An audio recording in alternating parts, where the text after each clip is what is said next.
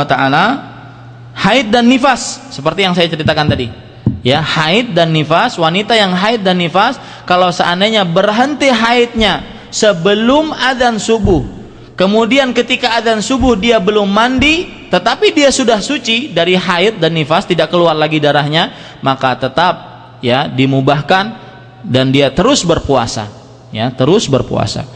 Hal yang ketiga, hal yang dimubahkan ketika berpuasa, berkumur-kumur dan memasukkan air ke hidung ketika berwudu untuk orang berpuasa, boleh. Hal ini berdasarkan sebuah hadis diriwayatkan oleh Imam Ibnu Abi Syaibah, oleh Imam Ahmad rahimahullah, dari Nabi Muhammad SAW, beliau berkata kepada Luqayd ibnu Sabrah, kata Rasulullah SAW, asbighil wudu wa khallil bainal asabi' wa baligh fil istinsyaq illa an takuna sha'iman. Artinya, sempurnakanlah wudumu dan sela-selalah janggutmu dan bersungguh-sungguhlah dalam memasukkan air ke hidung kecuali ketika engkau berpuasa. Artinya ketika berpuasa tetap memasukkan air ke hidung, tetapi jangan terlalu dalam. Ini juga, hadis ini menunjukkan bahwa hidung adalah salah satu tempat masuknya makanan dan minuman. Makanya kalau seandainya nanti habis siang hari kita membicarakan apa hukumnya tetes hidung, ya, obat tetes hidung ketika berpuasa, jawabannya yang rajih adalah batal puasanya. Karena dari hadis ini menunjukkan hidung adalah manfad, masuknya ya, alat atau tempat masuknya makanan dan minuman. Kemudian yang keempat yang diperbolehkan untuk orang berpuasa adalah mandi dan menyiramkan air ke kepala, boleh. Kalau seandainya antum kerja di pabrik berat, apalagi musim panas, ya, mandi atau siramkan air ke kepala, itu diperbolehkan.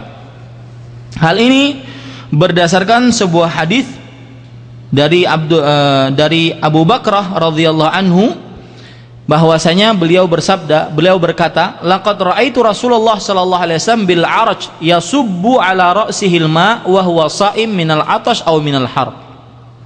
Aku telah melihat Rasulullah sallallahu alaihi wasallam, beliau menyiramkan air ke kepalanya dalam keadaan puasa karena haus dan karena kepanasan. Karena haus dan karena kepanasan. Kalau berenang gimana? Nanti siang.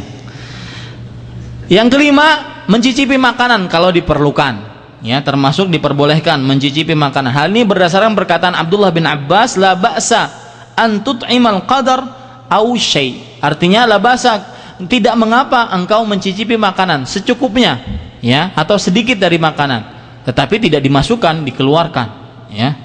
Ini para ikhwah sekalian, ini yang kelima yang diperbolehkan. Yang keenam, mencium dan mencumbu istri jika dia bisa menahan dirinya untuk tidak masuk kepada yang diharamkan oleh Allah Subhanahu wa taala, yaitu ketika jika dia bisa menahan dirinya untuk tidak bersetubuh, mencium atau mencumbu istri, yang diperbolehkan. Hal ini berdasarkan sebuah hadis diriwayatkan oleh Imam Bukhari dan Muslim dari Aisyah radhiyallahu anha, beliau bercerita, kana Rasulullah sallallahu alaihi wasallam yuqabbilu yubashiru wa huwa sha'im wa kana amlakakum li irbihi. Artinya Nabi Muhammad sallallahu alaihi wasallam beliau mencium, mencumbu dalam keadaan puasa. Di dalam beberapa riwayat dalam keadaan puasa di bulan Ramadan. Dalam beberapa riwayat puasa di bulan Ramadan, ya. Dan beliau adalah orang yang paling tahan menjaga hawa nafsunya. Ini para ikhwah yang dirahmati oleh Allah Subhanahu wa taala. Kemudian yang diperbolehkan juga yang lain, yaitu mencium bau wangian. Itu tidak mengapa bagi seorang yang berpuasa.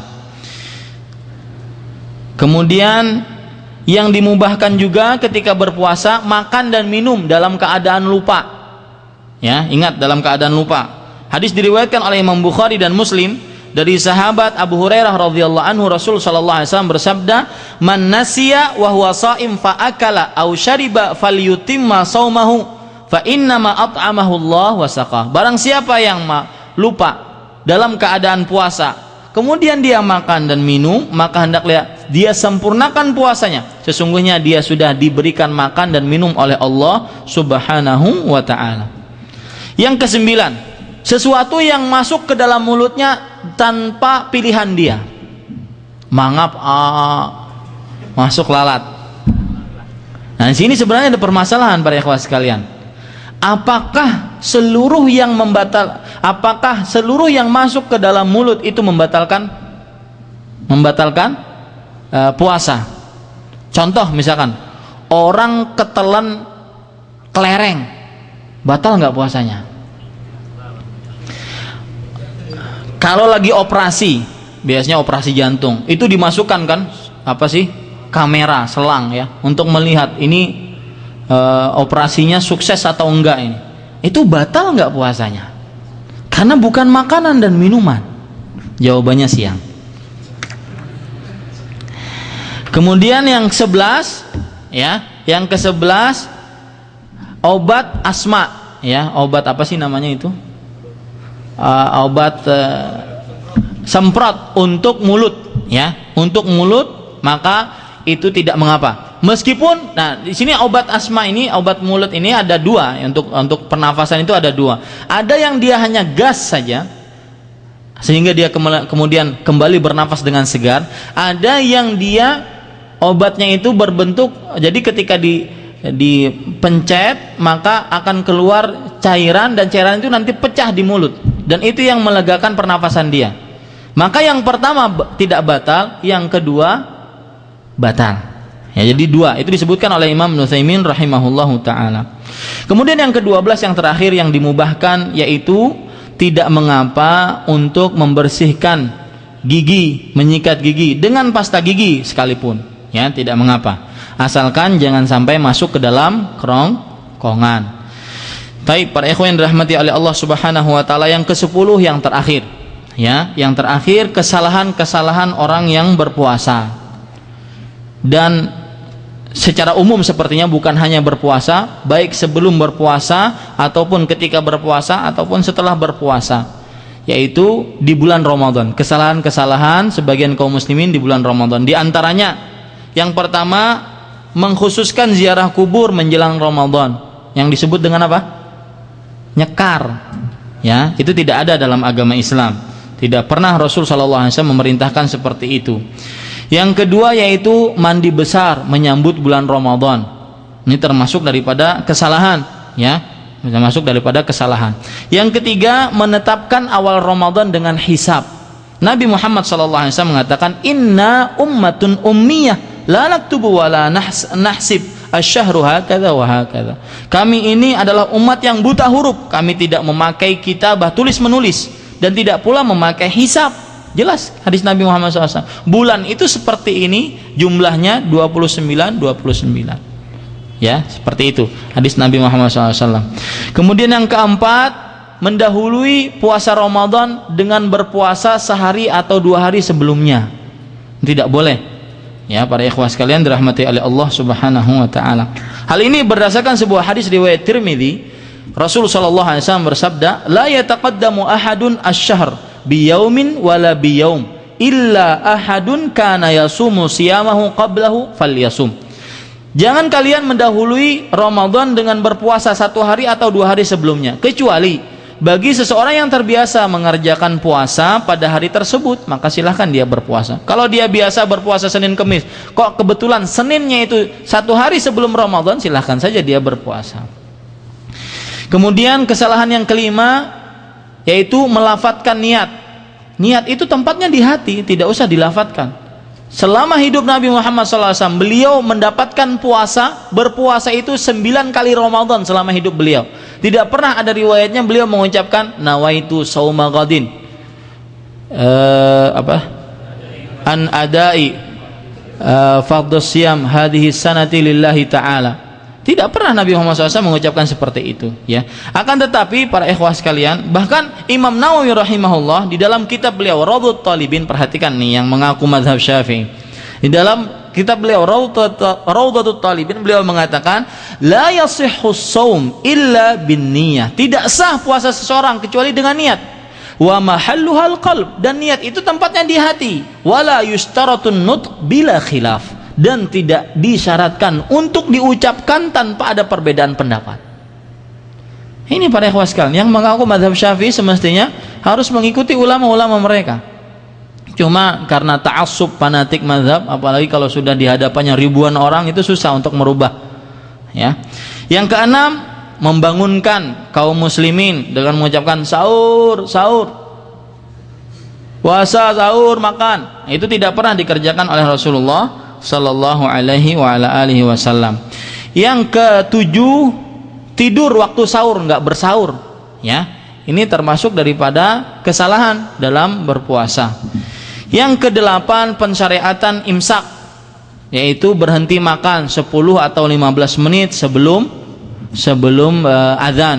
Nabi Muhammad sallallahu alaihi wasallam beliau bersabda, "Kulu washrabu wa la yahdiyannakum as-sati'al mus'ib, fakulu washrabu hatta ya'tarida lakumul ahmar." Makan dan minumlah, kata Nabi Muhammad SAW. Janganlah kalian menjadi takut oleh pancaran sinar putih yang menjulang, as-sati' al-mus'id. Fakulu washrabu, makan dan minumlah sehingga tampak warna bagi kalian, warna merah yang melintang. Jadi fajar kedua itu tandanya adalah warna merah yang melintang, bukan tanda putih yang ke atas, enggak. Fajar itu yang kedua, yang shadiq, yang benar itu adalah melintang dia. Ini hadis diriwayatkan oleh Imam Tirmidzi dan juga Imam Abu Daud. Kemudian para ikhwah sekalian, kesalahan orang yang berpuasa juga adalah membuang-buang waktu, ya, seperti tidur. Puasa seharian tidur tok kerjanya. Dari mulai habis subuh sampai azan maghrib tidur. Azan zuhur, sholat zuhurnya kemana, asarnya kemana, tidur tok kerjanya. Ya, atau sholat juga, habis sholat tidur lagi. Ya, ini para ikhwah sekalian. Ada sebuah hadis, memang hadis dhaif tetapinya. Ya, naumatus shaim ibadah. Puasanya orang orang yang berpuasa itu adalah ibadah. Ini hadis adalah lemah. Kenapa?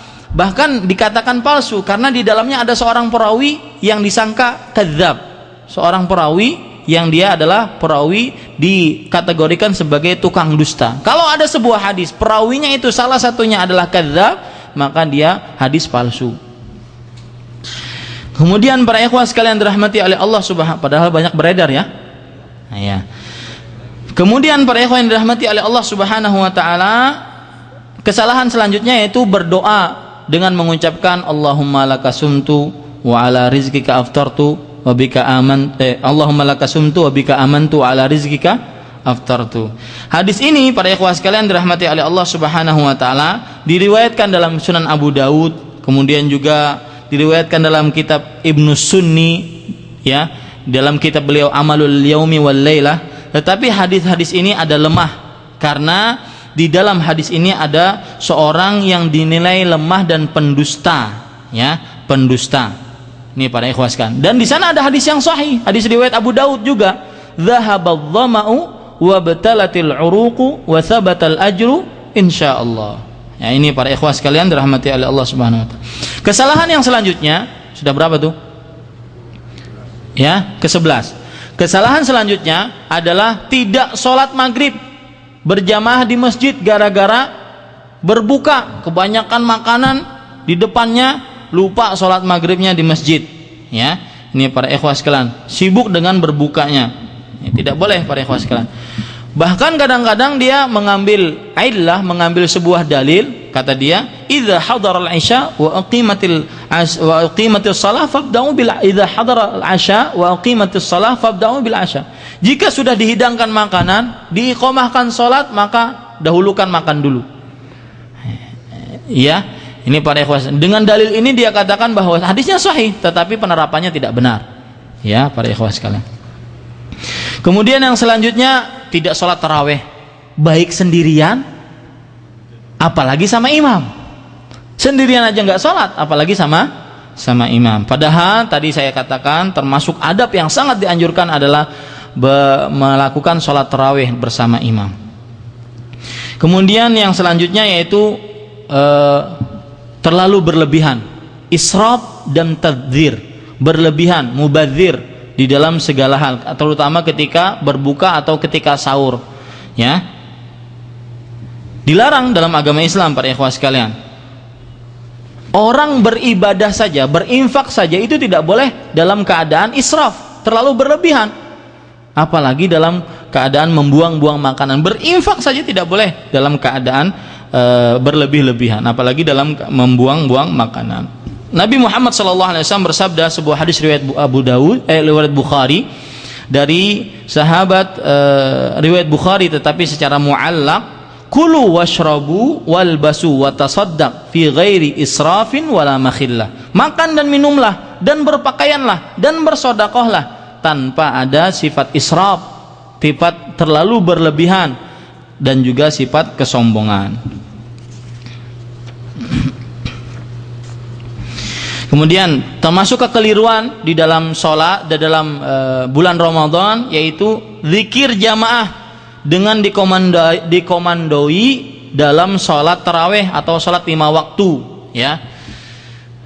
Biasanya sih menyebutkan di antara dua rakaat yang lainnya itu ada Shallu ala Muhammad, ya. Nanti yang jawab Shallu alaih, pokoknya ramenya aja alaih, nggak paham apa yang disebutkan, dan itu terbukti para ikhwah sekalian, ya. Yang bilalnya atau yang mengomandainya itu benar, Shallu ala Muhammad. Kemudian yang lainnya alaih, alaihnya aja yang penting, pokoknya rame. Apalagi kalau sayangnya masjidnya besar, ya, jamaahnya banyak, itu kelihatan islami, ya, kelihatan apa? Kelihatan islami kata mereka. Kemudian para ikhwah sekalian, termasuk kesalahan juga merayakan nuzul Quran, ya, nuzulul Quran yang katanya 17 Ramadan. Ini termasuk kesalahan juga. Kemudian kesalahan juga para ikhwah sekalian, dan ini penting ya para ikhwah sekalian dirahmati oleh Allah Subhanahu wa taala, yaitu tidak mau mengambil keputusan pemerintah di dalam hari raya ataupun masuk dalam bulan Ramadan. Ya, tidak mau mengambil keputusan pemerintah dalam hari raya ataupun masuk dalam bulan Ramadan. Nanti habis zuhur saya akan sebutkan sebuah perkataan indah dari seorang imam di abad ini, yaitu Imam Al-Albani rahimahullah, tentang semestinya kaum muslimin itu dia mengikuti keputusan pemerintah sehingga mereka menjadi satu. Ini masing-masing setiap organisasi atau kelompok masyarakat mengumumkan sendiri-sendiri, seperti jagoan sendiri-sendiri. Kami dari organisasi si fulan mengumumkan bahwasanya kami berpuasa. Pak, siapa ente? Yang mempunyai kekuasaan adalah siapa? Kalau seandainya pemerintah kita bukan pemerintah muslim, pemerintah kita orang muslim, dan juga ada menteri dalam negerinya, mereka mempunyai panitia khusus untuk ru'yah. Alhamdulillah negara kita juga memakai ru'yah sebagai patokannya, bukan dengan hisab. Ru'yah sesuai dengan sunnah, tidak diikuti.